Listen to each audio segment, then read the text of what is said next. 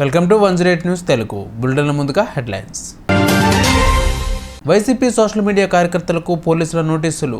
రాఘవరెడ్డి, వివేక్ రెడ్డి, అర్జున్ రెడ్డిలకు నోటీసులు. మూసీ ప్రక్షాళన అవసరం, సహకరించండి. ఎంపీ చామల కిరణ్ కుమార్ రెడ్డి వివరణ.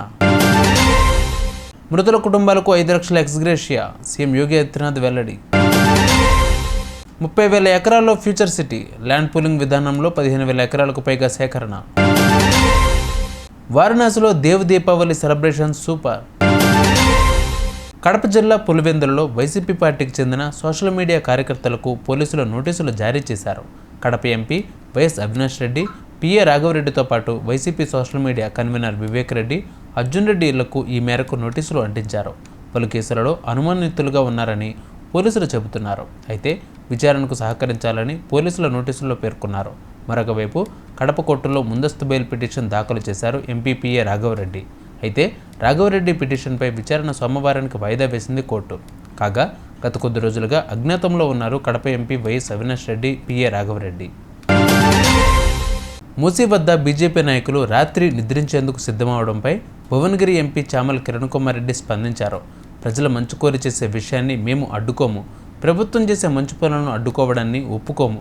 గతంలో గుజరాత్లో గంగా రివర్ ట్యాంక్ మోదీకి సహకరించినట్లుగానే మూసీ రివర్ ఫ్రంట్కు సహకరించాలి. దక్షిణ భారతంలో మన గుజరాత్లో మోడల్గా నిలవాల్సిన అవసరం ఉంది అని పేర్కొన్నారు. ఝాన్సీలోని లక్ష్మీబాయి వైద్య కళాశాలలో జరిగిన అగ్ని ప్రమాదంలో 10 పిల్లలు చనిపోయిన సంగతి తెలిసిందే. ఈ ఘటనలో చనిపోయిన పిల్లల కుటుంబాలకు ఉత్తరప్రదేశ్ సీఎం యోగి ఆదిత్యనాథ్ 5 లక్షల ఎక్స్గ్రేషియా ప్రకటించారు. అలాగే గాయపడిన వారికి 50,000 అందించనున్నట్లు తెలిపారు. ఈ ప్రమాదంపై విచారణ వేగవంతం చేయాలని అధికారులను ఆదేశించారు. నగర శివార్లలో నిర్మించతలపెట్టిన ఫ్యూచర్ సిటీ కోసం అదనంగా 15,000 ఎకరాలను సేకరించాలని రాష్ట్ర ప్రభుత్వం నిర్ణయించింది. ఇప్పటికే ప్రభుత్వం దాదాపు 13,973 ఎకరాల భూమిని సిద్ధం చేసిన సంగతి తెలిసిందే. దీనికి అదనంగా 15,000 ఎకరాలకు పైగా భూమిని ల్యాండ్ పూలింగ్ ద్వారా సేకరించాలని సర్కారు నిర్ణయించింది. అంటే మొత్తం 30,000 ఎకరాల్లో ఫ్యూచర్ సిటీని ఏర్పాటు చేయనుంది. ప్రముఖ ఆధ్యాత్మిక నగరం వారణాసిలో దేవ్ దీపావళి వేడుకలు శుక్రవారం రాత్రి వైభవంగా జరిగాయి.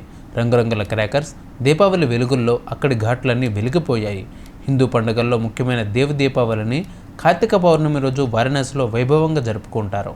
ఆ రోజు దేవతలు గంగలో స్నానం చేయడానికి భూమికి దిగి వస్తారని భక్తుల నమ్మకం.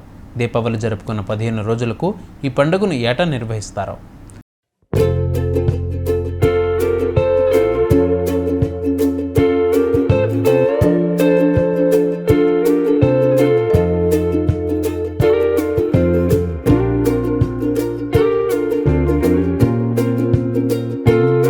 చూసారుగా ఇవాళ బులెటిన్ అప్డేట్స్. మరిన్ని అప్డేట్స్తో మళ్ళీ మీ ముందుకు వస్తాను. అంతవరకు కీప్ వాచింగ్ 108 న్యూస్ తెలుగు.